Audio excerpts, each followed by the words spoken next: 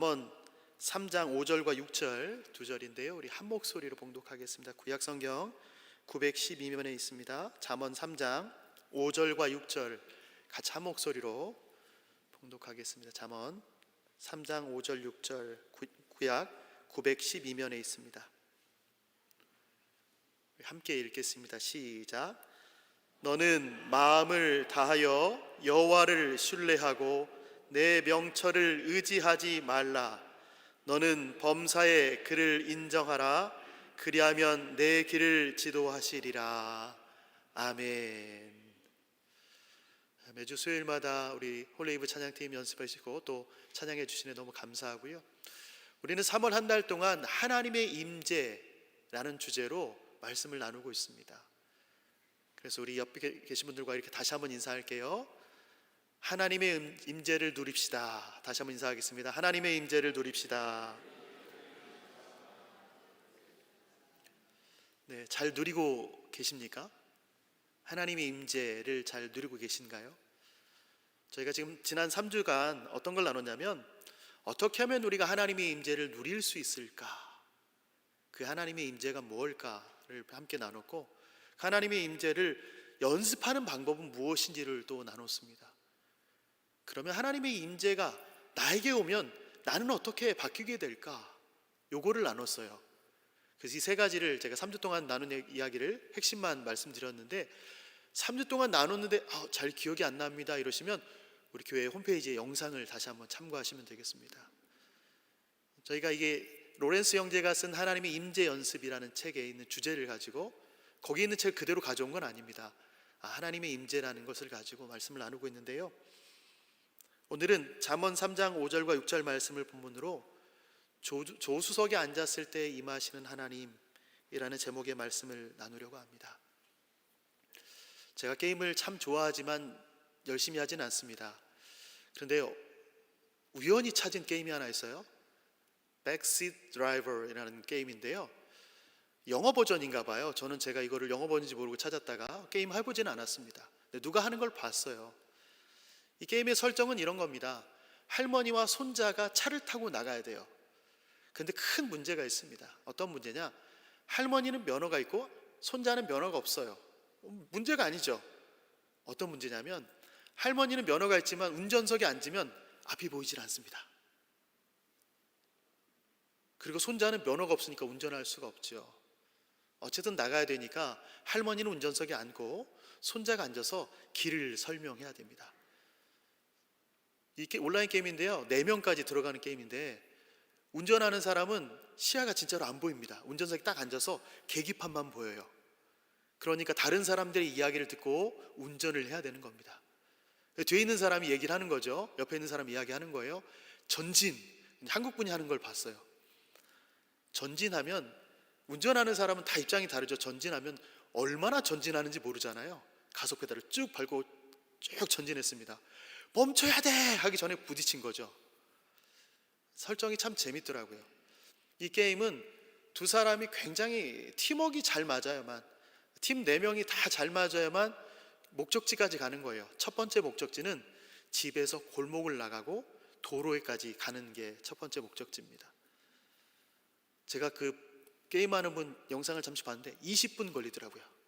집에서 골목을 지나서 도로로 나가는데 20분이 걸렸습니다. 아주 이제 팀워크가 중요한 게임인데, 제가 이것을 보면서 이런 생각을 했어요. Backseat driver, 몸은 운전석에 있는데 입으로는 계속 운전하는 사람을 Backseat driver라고 해요. 지금 웃으시는 분들이 몇 분 계세요. 저 뒤에 제 아내도 웃고 있어요. 왜 웃는지 잘 모르겠어요. 게임에서는 이 Backseat driver의 역할이 굉장히 중요합니다. 그렇죠? 그런데 여러분이 운전하실 때는 어떠신가요? 여러분이 운전하고 있는데 옆에서 이야기합니다. 지금 브레이크 잡으면 안 돼요. 지금 더 가야지. 색깔이 바뀌었다고 지금 브레이크 잡으면 어떻게 합니까? 여기서 우회전해야지. 여기 지나가면 한참 걸린단 말이에요. 여러분 이런 이야기를 들으시면 운전하실 때 어떤 생각이 드세요? 여러분 이런 이야기 듣는 거 좋아하십니까? 운전할 때 누군가 간섭하는 거 좋아하시나요? 제가 이전 교회에서 어른들을 모시고 어디를 갔다 올 때 이렇게 보통 뭐 다들 그런 마음이시잖아요. 어른들 댁에까지 모셔다 드리고 싶으잖아요. 그래서 꼭 어른들은 목사님 중간에 내려주시면 돼요.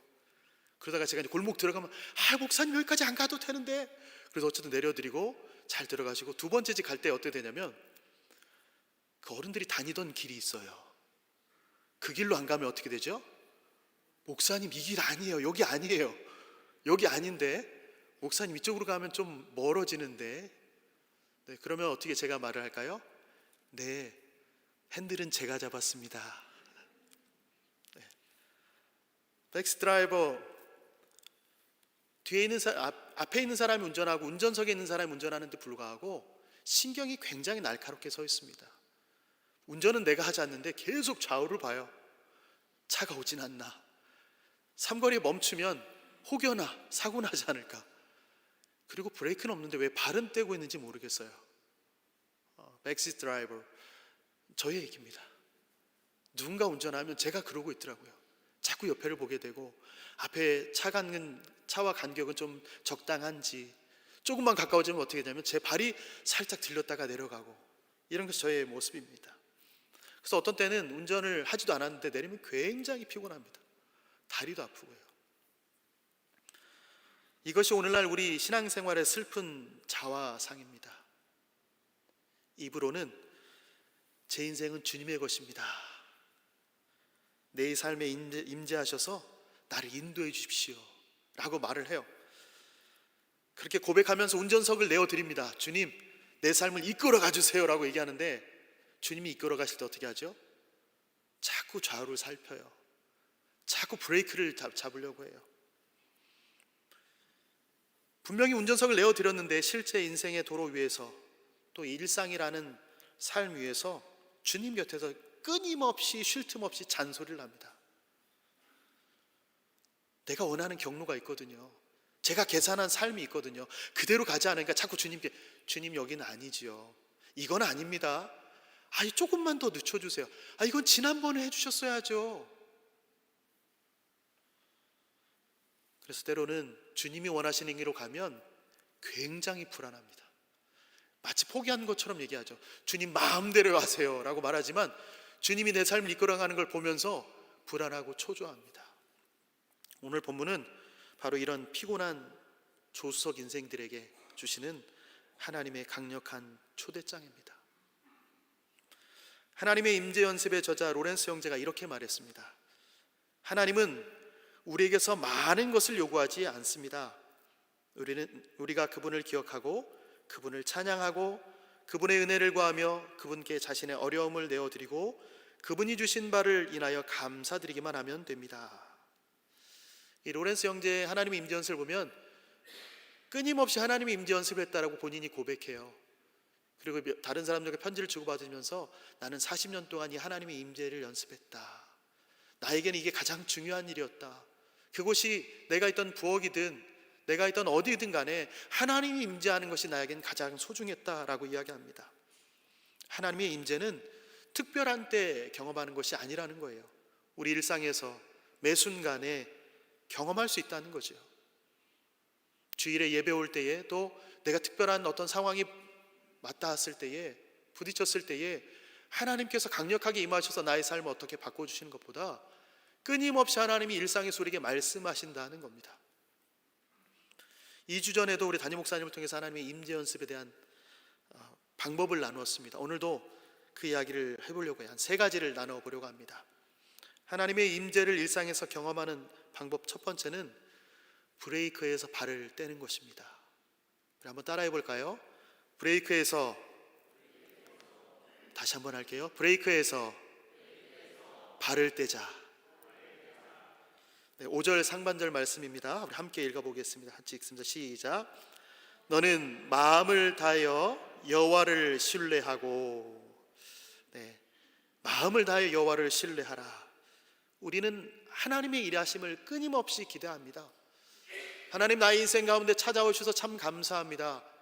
여기까지 인도해 주셔서 감사합니다. 그래서 나는 주님이 앞으로 이끌어 가실지 기대가 됩니다 라고 말하면서 우리는 가만히 브레이크에 발을 올려놓습니다. 왜 그럴까요?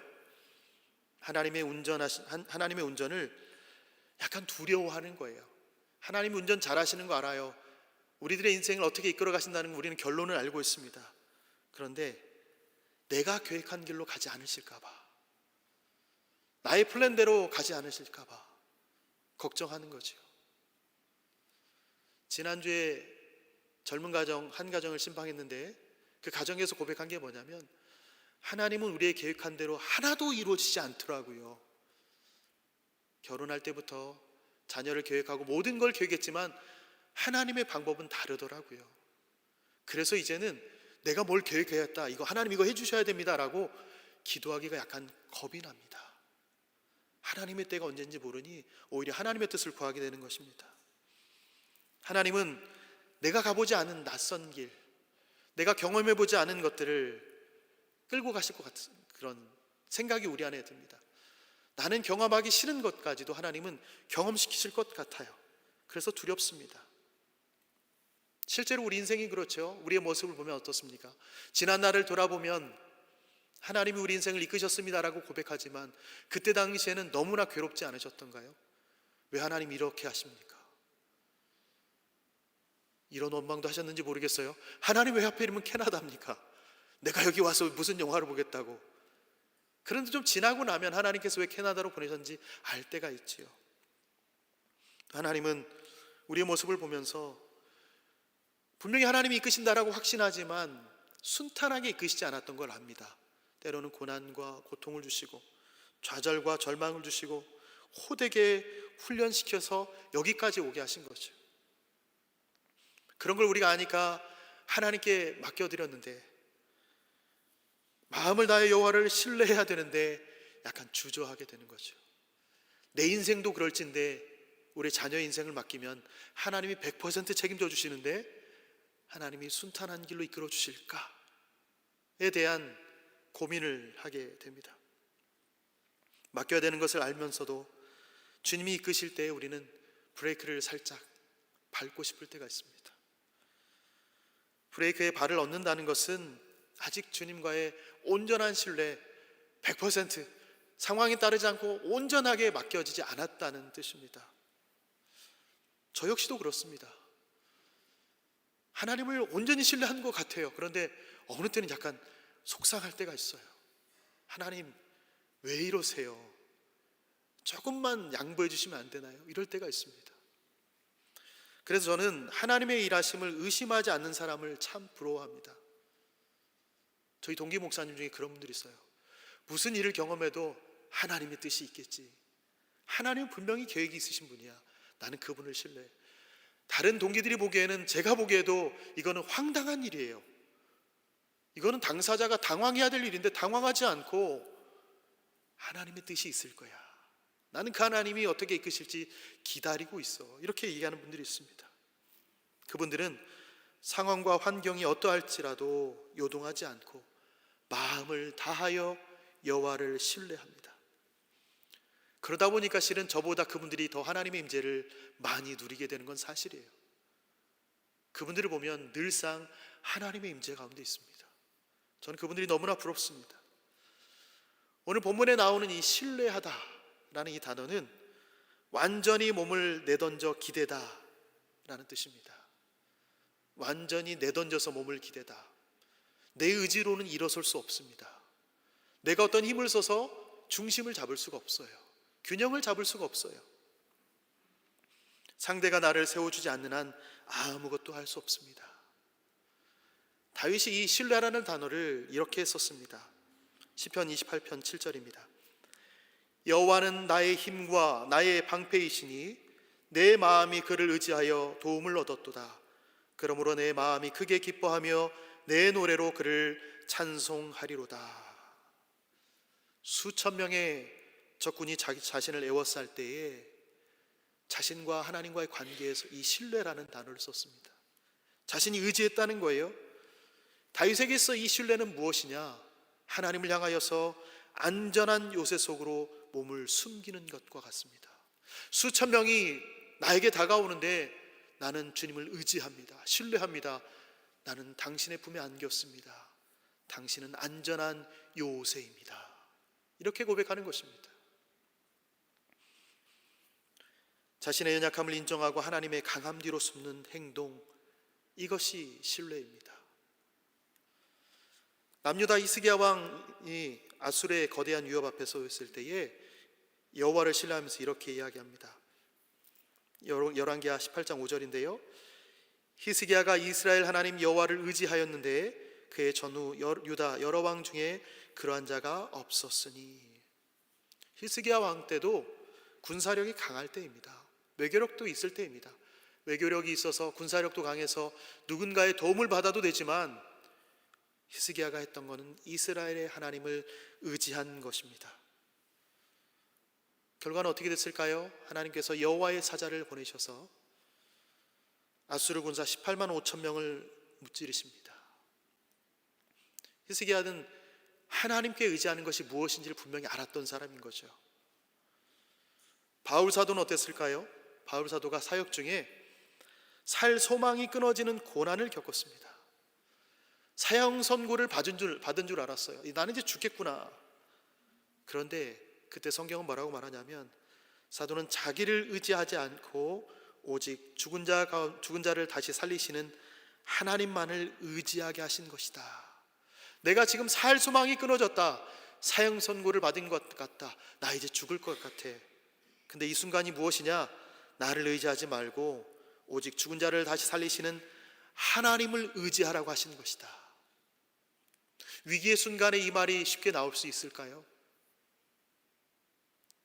일상에서 하나님의 임재를 경험하기 위해서는 우리가 일상에서 하나님을 마음을 다해서 신뢰하는 연습이 되어 있어야 됩니다.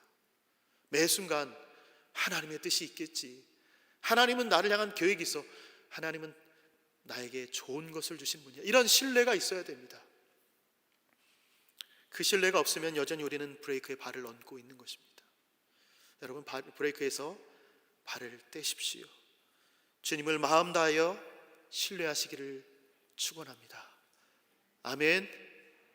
여러분의 마음속에서 주님을 신뢰한다면 내 삶에 닥쳐오는 모든 환난과 고난 가운데에 주님의 뜻은 무엇일까를 고민하게 될 겁니다. 하나님은 왜 이렇게 나를 이끌어 가실까? 괴롭지만 주님의 뜻이 무엇일까를 다시 한번 엎드리게 될 겁니다. 주님이 신실하다. 주님은 변함이 없으시다. 그분을 신뢰하게 나는 이 상황이 나를 어찌할 수 없다는 사실을 다시 한번 깨닫게 될 것입니다. 하나님의 임재를 일상에서 경험하는 두 번째 방법은 내비게이션을 끄는 것입니다. 우리 첫 번째는 뭐였죠? 브레이크에서 발을 떼는 거였어요. 이번에는 내비게이션을 꺼야 됩니다. 한번 따라해 볼까요? 내비게이션을 끄자. 네, 요즘 내비게이션이 너무 좋죠. 끄면 갈 수 있나요? 못 가죠. 몇 번 갔다 와도 한 100번은 갔다 와야 편하게 가지 몇 번으로는 안 되잖아요. 그런데 내비게이션을 꺼야 될 때가 있습니다. 5절 하반절입니다.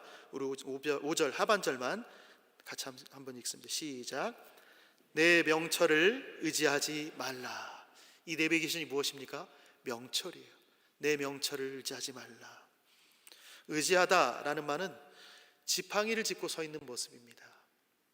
다리에 힘이 없을 때에 지팡이를 짚으면 팔의 힘으로 지탱할 수 있습니다. 내 명철이라는 지팡이를 꺾어버리고 하나님의 어깨에 온몸을 기대라는 것입니다.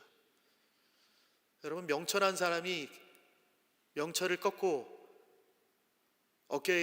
하나님의 어깨에 기대는 게 쉬울까요? 그렇지 않습니다. 여기서 명철은 우리의 분석력, 경험, 세상을 살아가는 계산법입니다. 사람들은 얘기해요. 저 사람 굉장히 명철한데, 굉장히 똑똑한데, 어떤 때요? 자기 이속을 잘 챙기고 영악한 것 같고 또 다른 사람을 배려 좀 하고 그 사람의 살 길을 잘 찾아가는 사람, 지혜롭게 그 사람의 인생을 플랜을 짜가는 사람들을 명철하다라고 말합니다. 다윗의 모사였지만 압살롬의 반역에 가담한 아히도벨은 당대 최고의 지략가였습니다. 성경은 뭐라고 표현하냐면 아히도벨이 베푸는 계략은 사람이 하나님께 물어서 받은 말씀과 같다라고 표현합니다. 아히도벨이 계략을 베푸는데 이렇게 하면 좋겠습니다라고 말하는데 그것이 사람이 하나님께 물어서 하나님의 말씀을 들은 것처럼 얘기하더라. 얼마나 명철한 사람입니까? 이런 지략가입니다. 그런데 자신의 완벽한 계산, 명철함이 거부당했을 때 스스로 목숨을 끊습니다. 자기 명철을 의지했어요. 뭘 몰랐을까요? 하나님의 주권적인 개입을 몰랐던 겁니다. 이 계획 가운데 하나님이 있으신데 하나님이 계심을 모르니까 내 명철이 끝났구나, 내 똑똑함이 더 이상 이 세계에서 인정되지 않는구나, 내가 쓸모없는 사람이 되었구나, 그렇게 명석한 사람이 하나님의 존재를 인정하지 않은 것입니다. 우리는 주님이 운전하는 차에 올라타 있습니다. 그러면서 어떻게 하냐면 우리의 내비게이션을 켜는 거예요. 아주 명철한 것 같죠? 주님, 제 내비게이션은 스마트폰입니다. AI 기능이 있습니다. 저는요, 학력을 이렇게 공부했어요. 교육학을 공부했기 때문에 자녀 교육에서는 굉장히 명석한 사람입니다. 그리고 제가 경험해 보니까, 학원들 돌아보니까 이렇게 하라고 하는데 제가 생각한 것과 똑같습니다. 저는 검증된 사람입니다. 그러니 제 계획대로 가야 됩니다. 그런데 우리 내비게이션을 켜서 어떻게 합니까? 주님이 운전하실 때에 주님 지금 우회전, 지금은 여기서 멈춰야죠, 여기서 좌회전으로 가셔야 됩니다, 직진입니다, 이렇게 우리가 주님께 이야기하고 있습니다. 그런데 우리의 명철은 1km 앞에 정체 구간까지밖에 보지 못하는 겁니다. 우리의 명철함은 고작 100m 앞에 공사 중 우회하시오, 이 정도밖에 모르는 거예요. 근데 우리가 명철하다고 생각하고 내가 많이 배웠다고 생각하고 하나님 앞에서 인생 전체를 아시는 그 하나님의 지도 앞에서 우리의 내비게이션을 켜고 있는 거지요. 하나님께 모든 것을 맡기는 사람은 아주 단순하게 살아갑니다. 하나님께 나아가는 데 필요한 것은 기술이나 지식이 아닙니다. 내가 알고 있는 것으로 가지고 하나님께 나아가서 하나님을 더 열심히 섬길 수 있지만 가장 중요한 것은 하나님을 사랑하고자 하는, 오직 그분께 마음을 드리고자 하는 것, 그것이 우선되어야 됩니다. 그래서 일상에서 그런 분들은 계산기를 두드리지 않아요. 하나님이 더 명철하신 분이기에 나의 생각을 주장하지 않습니다. 매사에 이렇게 생각하지요? 아주 단순하게 생각해요. 이걸 하면 하나님이 기뻐하실까? 그렇지 않을까? 굉장히 똑똑하고 명철한데도 불구하고 하나님의 일을 함에 있어서도 이 일을 하나님이 기뻐하실까? 아닐까? 이 일을 하면 우리 성도들이 좋아하겠지? 그런데 하나님이 기뻐하지 않는다면 하지 않아야 되죠. 성도들도 좋아할 뿐만 아니라 하나님이 기뻐하시는 일이라면 더더욱 해야 되죠. 우리 명철을 의지하면 어떻게 됩니까? 보이지 않는 하나님 생각지 않고 사람이 즐거워하고 사람이 기뻐하는 것들을 먼저 하려고 하죠. 먼저 이 사람들 챙겨야지, 공동체가 먼저지.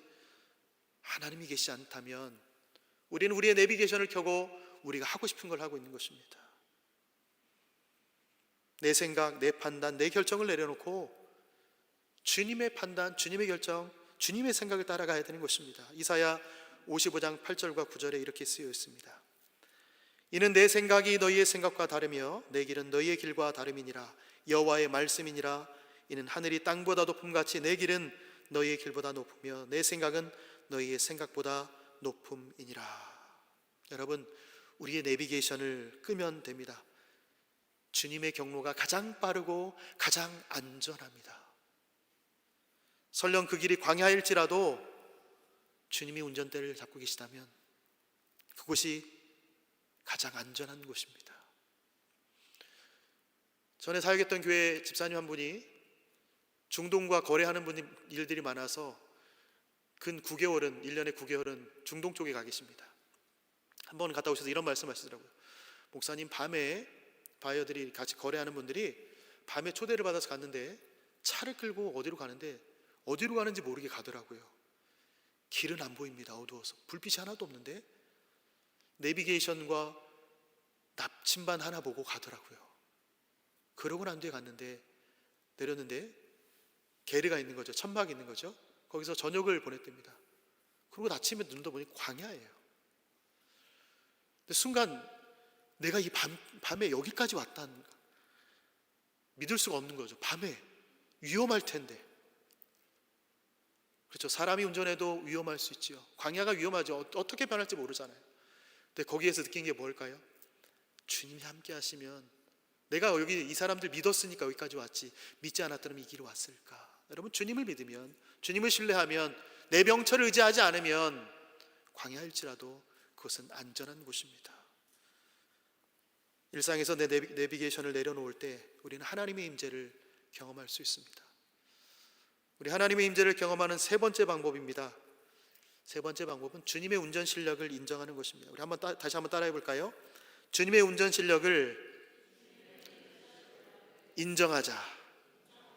6절 말씀 함께 읽습니다. 시작. 너는 범사의 그를 인정하라. 그리하면 내 길을 지도하시리라. 아멘. 인정한다는 말은 내가 설득돼서 고개를 끄덕인다, 이 정도가 아닙니다. 서로를 깊이 알고 신뢰하는 관계 속에서 그가 하는 말을 다 받아들인다는 거예요. 인정한다는 것은 그가 어떤 말을 해도 내가 다 수용할 수 있다는 것입니다. 내가 지금 네 말은 인정할게, 그 앞에 거는 모르겠어가 아니라 당신이 말한 것이라면 나는 그 말이 맞다고 믿습니다, 이거예요. 평탄한 고속도로에서만 주님을 인정하는 것은 누구나 할 수 있습니다. 하이웨이 달리면서 길이 너무 좋을 때 주님이 이 길을 나에게 줬다, 내 인생을 이렇게 평탄하게 줬다라고 할 때는 누구나 할 수 있습니다. 여러분, 그런데 급 커브 구간을 다다랐을 때, 여러분 그런 때 있지 않으세요? 운전하다가 속력을 미처 줄이지 못해서 급 커브를 가는데 몸이 한쪽으로 쏠려서 위험했던, 가슴을 철렁했던 적 있지 않으세요? 그런 급 커브 구간, 인생에 왜 없겠습니까?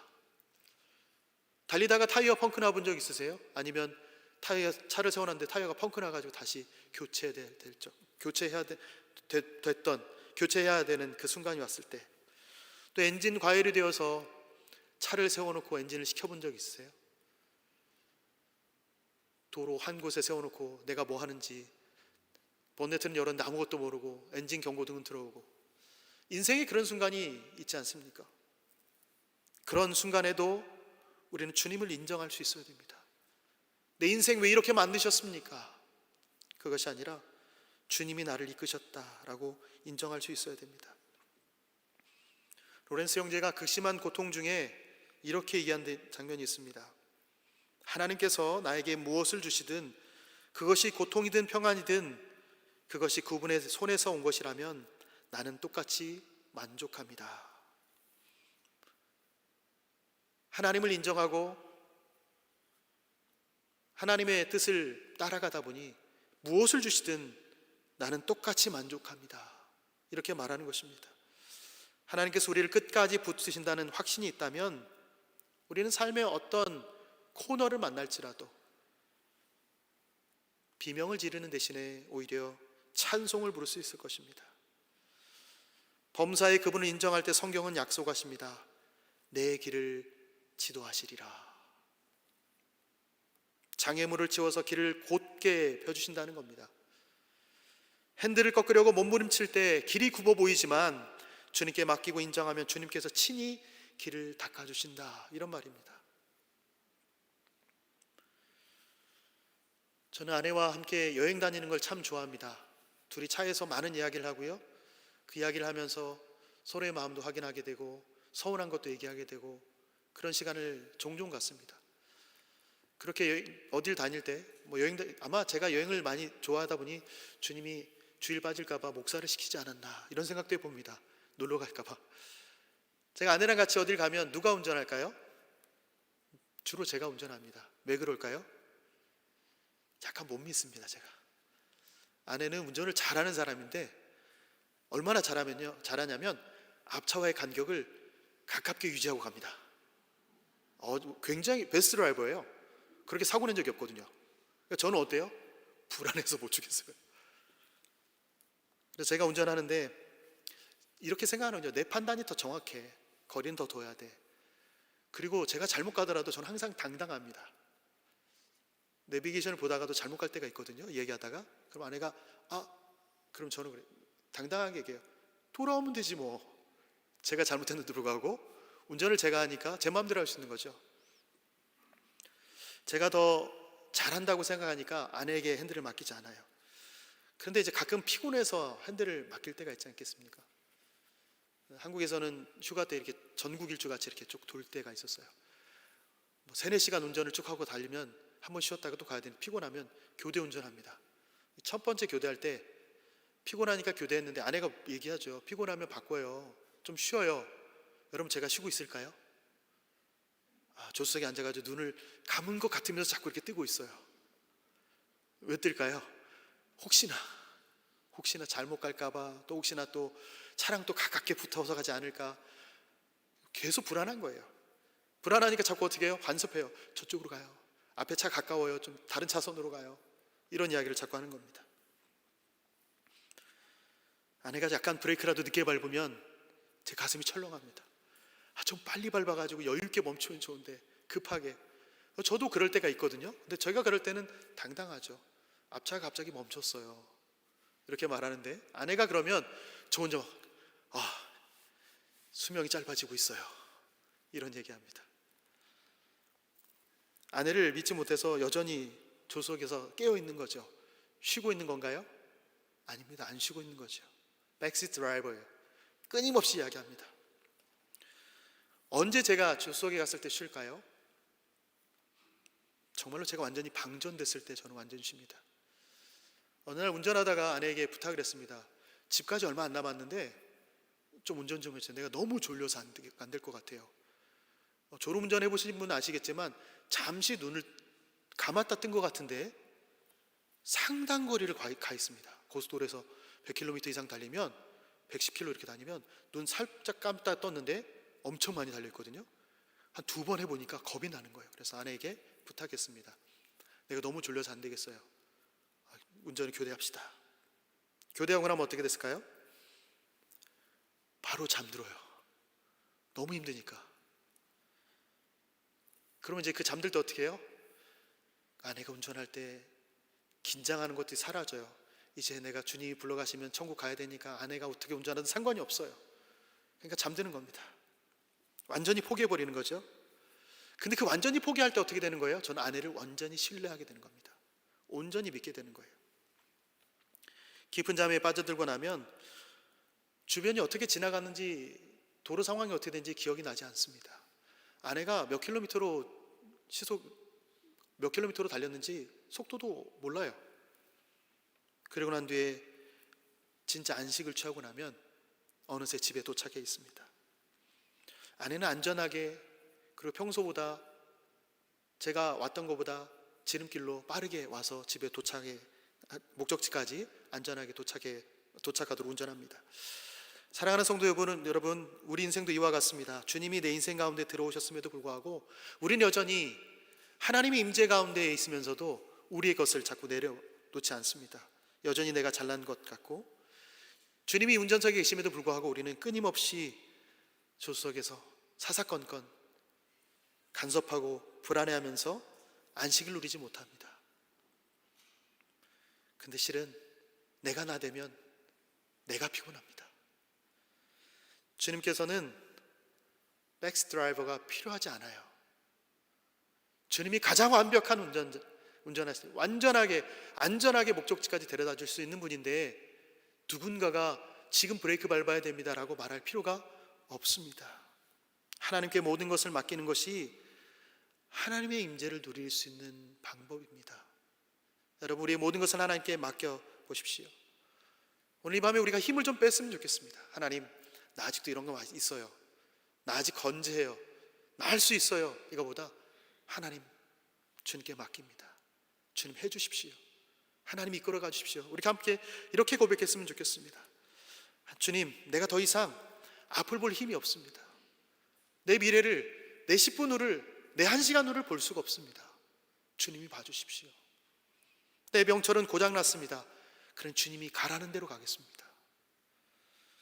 여러분 자신을 조수석 시트에 깊숙이 묻어서 좀 편안하게 쉬는 시간이 되었으면 좋겠습니다. 우리의 힘을 빼고 주님의 선하심 안에서 잠들 때 주님은 자유롭게 운전하시고, 우리가 잠든 사이에도 졸지도 아니하시고 주무치도 아니하시고 우리 인생의 최종 목적지까지 가장 선한 방법으로 가장 안전하게 인도해 주십니다. 그 전적인 위탁의 평안, 조수석에서 누리는 깊은 잠의 은혜가 오늘 이 기도의 자리에 오신 우리 모두에게 임하시기를 예수님의 이름으로 축원합니다. 아멘. 하나님, 우리가 주님의 임재 가운데 나아갑니다. 우리의 생각으로, 우리의 경험으로, 우리가 알고 있는 모든 것으로 주님의 행하심을 멈추려 하지 않게 하시고, 우리의 명철을 의지하지 않고 온전히 주님을 신뢰하면서 하나님의 임재를, 하나님의 범사의 일하심을 인정하며 살아가는 우리가 될 수 있도록 은혜를 베풀어 주시옵소서. 그런 사람으로 다시 한번 쓰임받기를 소원합니다. 주님, 이 시간 우리 함께 나왔습니다. 주님께 우리의 모든 것을 맡겨서 조수석에서 누리는 깊은 잠의 은혜를 매 순간 경험할 수 있도록 우리를 붙들어 주옵소서. 오늘도 함께 하신 하나님께 감사드립니다. 예수님의 이름으로 기도합니다. 아멘. 우리 말씀을 기억하며 함께 찬양할 텐데요, 우리 인생의 운전대를 내가 쥐고